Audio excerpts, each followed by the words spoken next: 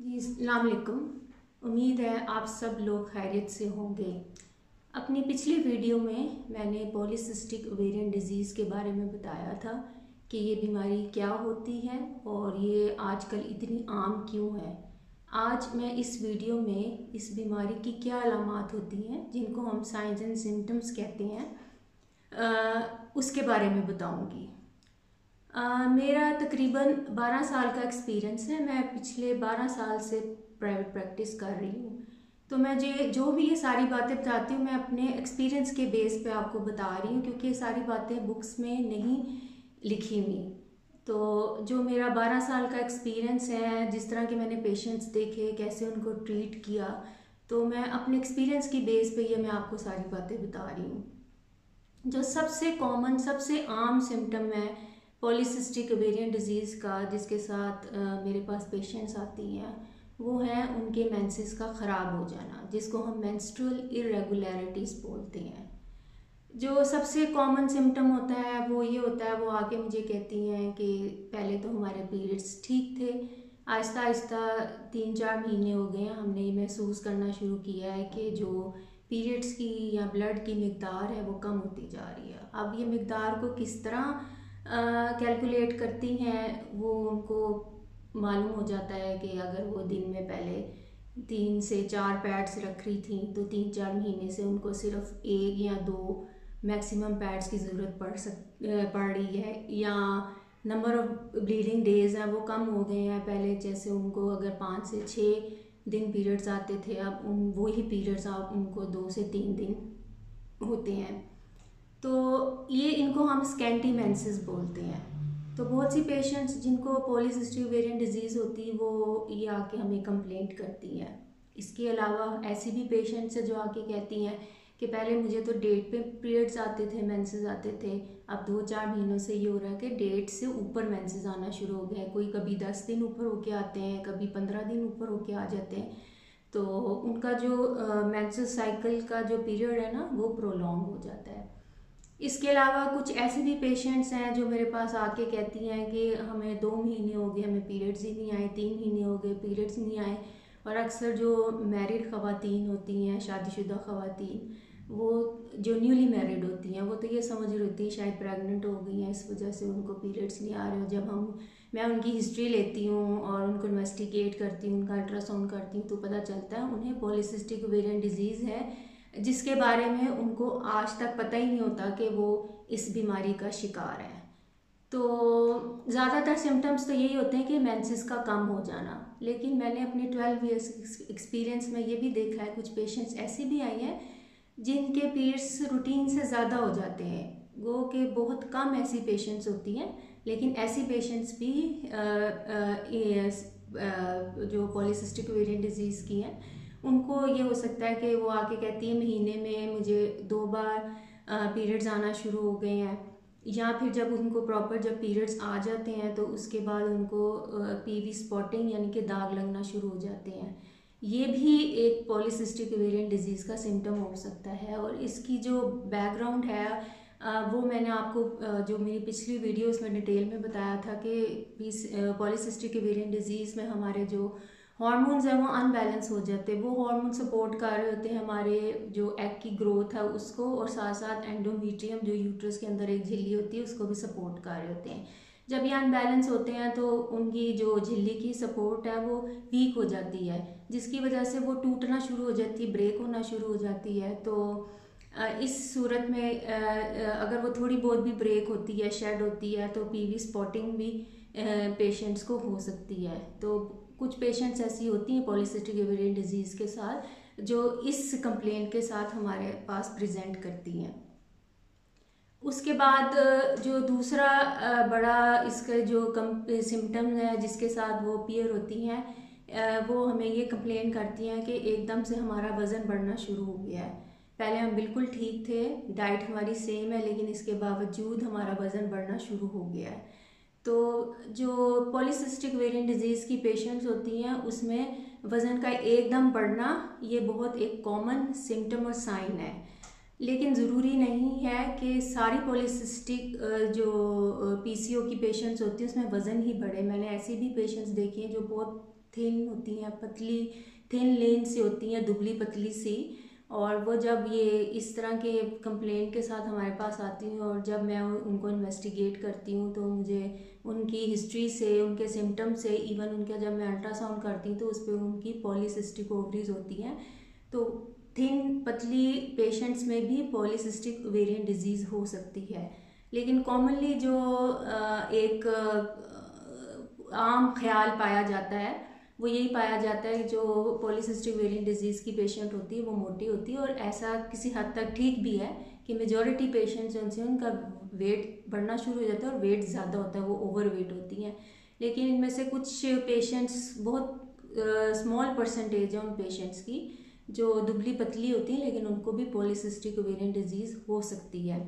इसके अलावा ये भी कंप्लेंट के साथ आती हैं पेशेंट्स के, उनके चेहरे पे बाल आना शुरू हो गए हैं, जिनको हम अपनी मेडिकल टर्मिनोलॉजी में हर्सुटिज्म बोलते हैं।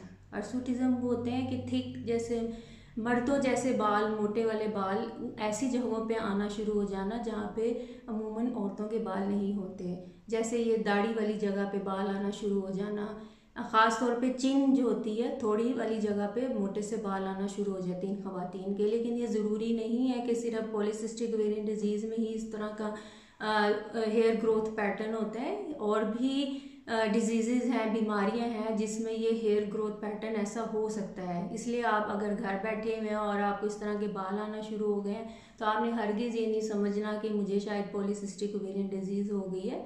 जब तक कि आप अपनी गायनेकोलॉजिस्ट के पास ना जाएं, वो आपको डायग्नोस करेगी कि आपके ये जो हेयर ग्रोथ है वो पॉलीसिस्टिक ओवरीज की वजह से है या ये किसी और वजह से है। इसके अलावा कुछ ख़वातीन हैं, उन यानी कि यंग बच्चियां होती हैं, उनके चेहरे पे दाने निकलने शुरू हो जाते हैं जिसको हम एक्नी बोलते हैं। ये भी एक सिम्टम कह लें या साइन कह लें पॉलीसिस्टिक ओवेरियन डिजीज़ का। लेकिन फिर मैं कहूँगी कि ज़रूरी नहीं है कि सिर्फ पॉलीसिस्टिक ओवरी वाले पेशेंट्स को ही ये एक्नी होती है। एक्नी जौन सी है वो और भी वजूहात की वजह से हो सकती है, और मेन वजह एक नेचुरल प्रोसेस भी है जिसको हम पुबर्टी बोलते हैं, बुलोगत जिसको हम कहते हैं। जब ये बच्चों में शुरू होता है, इवन मेल्स में भी ये शुरू होता है जब वो नौजवान होते हैं, बच्चे बच्चियां, तो उनके जब हार्मोन्स अंदर के जो उनसे चेंज होते हैं तो उसकी वजह से भी ये एक्नी का प्रॉब्लम हो सकता है। लेकिन वो कुछ वक्ती तौर पे होता है, कुछ अरसे के लिए होता है, उसके बाद उनका फेस बिल्कुल क्लियर हो जाता है। लेकिन जो पॉलीसिस्टिक ओवेरियन डिजीज़ की पेशेंट्स होती हैं, वो बच्चियाँ जिनको ये एक्नी का प्रॉब्लम शुरू हो जाता है, मे बी वो उनका एक्नी का प्रॉब्लम ये रिजॉल्व ना हो, क्योंकि अगर underlying cause polycystic ovarian disease है तो जब तक हम उसको ट्रीट नहीं करेंगे तो उनका ये एक्नी का प्रॉब्लम रिजॉल्व नहीं होगा। इसलिए जिस बच्ची को भी अगर एक्नी का प्रॉब्लम है तो उसने ये नहीं समझना कि उसको पॉलीसिस्टिक ओवेरियन डिजीज़ है, जब तक कि वो अपनी गायनेकोलॉजिस्ट से, या आप डर्मेटोलॉजिस्ट के पास भी जा सकते हैं सबसे पहले कि वो दिखाएं कि मुझे ये एक्नी का प्रॉब्लम शुरू हो गया। वो आपको देखेगी, अगर वो ये समझेगी कि आपको गायनेकोलॉजिस्ट को भी कंसल्ट करने की ज़रूरत है तो खुद ही आपको रेफ़र कर देगी कि मुझे लगता है कि आपको पॉलीसिस्टिक ओवेरियन डिजीज़ का प्रॉब्लम है, तो आप एक दफ़ा अपनी गायनेकोलॉजिस्ट को ज़रूर विज़िट कर लें। इसके अलावा बहुत सी पेशेंट्स जो सी हैं वो ऐसी होती हैं कि जिनके जो नेक एरिया हो गया, फोरहेड का एरिया होता है, उस पर ब्लैक और डार्क ब्राउन कलर की लाइंस पड़ना शुरू हो जाती हैं। इसको हम मेडिकल टर्मिनोलॉजीज़ में, बहुत मुश्किल नाम है, एक्ैंथोसिस नाइग्रिकेंस कहते हैं। इसमें क्या होता है, इसमें ये जो आपकी नेक की फोल्ड्स हैं या फोरहेड, ये माथे की फोल्ड्स होती हैं, उसके अंदर आपके वो ब्लैक और ब्राउन कलर की लाइंस पड़ना शुरू हो जाती हैं। इसके अलावा आपके आर्म पिट्स में, ये जो आपको बगलों वाला एरिया या ग्रोइन रीजन में भी इस तरह की स्किन की डिस्कलरेशन हो जाती है। तो हर पेशेंट में नहीं प्रेजेंट होता ये सिम्टम, किसी किसी में ये साइन प्रेजेंट हो सकता है। इसलिए ज़रूरी नहीं है कि हर पॉलीसिस्टिक ओवेरियन डिजीज़ की पेशेंट में ये साइन आपको नज़र आए। इसके अलावा क्योंकि पॉलीसिस्टिक ओवेरियन डिजीज़ की जो लुक है वो चेंज हो जाती है, ऑब्वियसली आप मोटापा हो जाए, ओवरवेट हो जाए आप, और ऊपर से आपके थिक मर्दों वाले बाल भी आना शुरू हो जाए चेहरे पे, इसके अलावा आपका मून फेस हो जाता है, इसको हम मून फेस बोलते हैं, बिल्कुल गोल मटोल सा फेस हो जाना और आपके बिल्कुल ही फिजिक का ख़राब हो जाना। इसके बाद पीरियड्स का भी इरेगुलर हो जाना। ये सारे सिम्टम्स जब मिलते हैं तो वो जो पेशेंट्स होती हैं वो डिप्रेशन में भी जा सकती हैं, डिप्रेशन का भी शिकार हो जाती हैं। तो हमें ये जो पॉलीसिस्टिक ओवेरियन डिजीज़ के पेशेंट्स होते हैं इसमें एक डिप्रेशन का भी एलिमेंट मिलता है, इनकी स्लीप डिस्टर्ब हो जाती है, ये रात को सो नहीं पाती। तो लेकिन ज़रूरी नहीं है सारे सिम्टम्स एक ही पेशेंट में प्रेजेंट हो। तो इसके लिए एक क्राइटेरिया बनाया है, मेडिकली पॉइंट ऑफ व्यू से हम उसको रॉटरडैम क्राइटेरिया बोलते हैं। रॉटरडैम क्राइटेरिया में एक मेजर 3 क्राइटेरिया है, अगर तीनों में 2 चीज़ें पेशेंट में पाई जाती तो आपने उसको कहना है कि आपको पॉलीसिस्टिक ओवेरियन डिजीज़ है। अब वो 3 क्राइटेरिया क्या है? सबसे पहले क्राइटेरिया कि आपके मेंसेस ख़राब हो जाना, मेंस्ट्रुअल इरेगुलरिटीज़ क्यों होती हैं? ये होती हैं जब आपकी ओवुलेशन नहीं होती। आपको याद होगा मैंने पिछली वीडियो में आपको बताया था कि ओवुलेशन क्या होती है। ओवुलेशन होती है जब एग का साइज़ एक मैक्सिमम साइज़ तक वो पहुंच जाता है, तो वो ओवरी से या अंडे दानी से निकल जाता है। तो इस निकलने के प्रोसेस को या ओवरी या अंडे दानी के छोड़ने को प्रोसेस को हम ओवुलेशन बोलते हैं। तो पॉलीसिस्टिक ओवेरियन डिजीज़ की पेशेंट्स जो होती हैं उनमें ये प्रोसेस नहीं होता। तो जब ये प्रोसेस नहीं होता तो उसको ओवुलेशन की बजाय हम एन ओवुलेशन बोलते हैं। तो जब हमें पता चल जाए कि इस पेशेंट में एन ओवुलेशन हो रही है, एन ओवुलेशन का मतलब है ऑब्वियसली उसके पीरियड्स जो उनसे वो रेगुलर नहीं होंगे, इरेगुलरिटी होगी। साथ में जब हम उसका जब स्कैन करते हैं तो उससे भी हमें आइडिया हो जाता है कि इसमें ओवुलेशन हो रही है कि नहीं हो रही।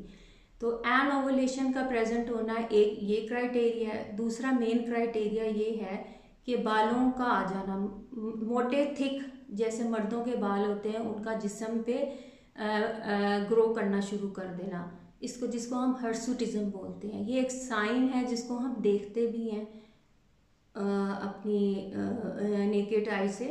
लेकिन एक इसके लिए ब्लड टेस्ट भी होता है जो हम कराते हैं जिसको सीरम टेस्टोस्टेरोन बोलते हैं। अगर वो भी रेज्ड हो ब्लड में, इसके अलावा ये हर्सुटिज्म भी हो रहा हो, ज़्यादा बालों की ग्रोथ हो रही हो, तो ये सेकंड क्राइटेरिया है। थर्ड क्राइटेरिया क्या है? हम इन पेशेंट्स के का स्कैन करते हैं, अल्ट्रासाउंड करते हैं। अगर हमें अल्ट्रासाउंड पे इनकी ओवरीज बड़ी बड़ी नज़र आती हैं, पॉलीसिस्टिक नज़र आती है यानी कि बड़ी बड़ी और बीच में हमें छोटे छोटे एग्स नज़र आते हैं, तो इनको हम पॉलीसिस्टिक ओवरीज बोलते हैं। थर्ड क्राइटेरिया ये है। ये 3 मेन क्राइटेरियाज हैं, मेजर क्राइटेरियाज। अगर इन 3 मेजर क्राइटेरियाज में से 2 क्राइटेरियाज भी प्रेजेंट है तो हम पेशेंट को कहते हैं आपको पॉलीसिस्टिक ओवेरियन डिजीज़ है। इसके अलावा जो मैंने आपको इसके अलावा सिम्टम्स एंड साइंस बताए हैं, जैसे एकेंथोसिस नाइग्रिकन्स बताया, जैसे मैंने वेट का बढ़ जाना बताया है, जैसे मैंने आपको ये बताया है कि ये पेशेंट्स में डिप्रेशन के भी एलिमेंट्स हो सकते हैं। इसके अलावा एक और मेन सिम्टम है जो मैं आपको बताना भूल गई कि ऐसी पेशेंट इस कंप्लेन के साथ भी प्रेजेंट करती हैं कि हमारे बाल गिरना बहुत शुरू हो गए हैं, उनमें बार्नलेस सोच शुरू हो जाती है। यानी कि वो खुद आके कहती हैं देखिए मेरी स्किन, ये मेरी सर की स्किन नज़र आना शुरू हो गई, यहाँ से इतने बाल गिर रहे हैं मेरे। तो इस वजह से भी बहुत परेशान रहती हैं। तो ये भी एक वन ऑफ द रीज़न है, नॉट ऑलवेज के ये पॉलीसिस्टिक ओवेरियन डिजीज़ की वजह से ही हो रहा है। अगर आपकी इस तरह का कोई प्रॉब्लम है, सबसे पहले आपको अपने डर्माटोलॉजिस्ट के पास जाना चाहिए, उसको बताना चाहिए कि मेरे बाल गिर रहे हैं और इस तरह गंजपन शुरू हो गया है। अगर वो समझेगा कि आपको पॉलीसिस्टिक ओवेरियन डिजीज़ ना हो या आपको गायनेकोलॉजिस्ट को कंसल्ट करने की ज़रूरत है तो आपको वो रेफ़र कर देगा। लेकिन खुद से आपने ये नहीं सोचना घर बैठे कि शायद मुझे पॉलीसिस्टिक ओवेरियन डिजीज़ होगी। इसी वजह से जो मेडिकली ये रॉटरडैम क्राइटेरिया ही इसीलिए बनाया है कि जो 3 मेजर मैंने आपको क्राइटेरियाज बताए हैं, चीज़ें बताई हैं, अगर तीनों में से 2 चीज़ें भी प्रेजेंट है तो हम उस पेशेंट को कहते हैं इसको पॉलीसिस्टिक ओवेरियन डिजीज़ है। इसके अलावा अगर उसको एक्ने भी हो रही है, उसके बाल भी गिर रहे हैं, उसको डिप्रेशन का एलिमेंट भी हो रहा है, उसको कैंथोसिस नाइग्रिकन्स, ये जिस तरह की स्किन डिस्कलरेशन मैंने बताई है वो भी हो रही है, तो ये इस चीज़ को एडिशनल सपोर्ट करती हैं कि वाकई इसको पॉलीसिस्टिक ओवेरियन डिजीज़ है। अब मुझे उम्मीद है कि मैंने ये जो कुछ बताया है आपको इससे काफ़ी हेल्प मिलेगी और मैं अपनी नेक्स्ट वीडियो में बताऊंगी कि पॉलीसिस्टिक जो ओवेरियन डिजीज़ है इसको कैसे कंट्रोल किया जाता है या इसको कैसे मैनेज किया जाता है, और जो ये डिज़ीज़ है ये उम्र के किस हिस्से में ज़ाहिर हो सकती है और आपको कब अपने गायनेकोलॉजिस्ट या डॉक्टर से रुजू करना चाहिए। लेकिन इसके लिए आपको मेरी यूट्यूब चैनल को सब्सक्राइब और लाइक करना पड़ेगा और बेल आइकॉन के बटन को आप ज़रूर प्रेस करें ताकि मेरी आने वाली वीडियोस की नोटिफिकेशन आपको मिल जाए। इसके अलावा आपके जहन में कोई सवालात हैं इस डिज़ीज़ को लेके, इस बीमारी को लेके, तो आप मुझे कमेंट सेक्शन में लिख के बता सकते हैं। मैं कोशिश करूँगी अपनी नेक्स्ट वीडियो में उनके जवाबात दूँ। अब आप मुझे इजाज़त दें। अल्लाह हाफिज़।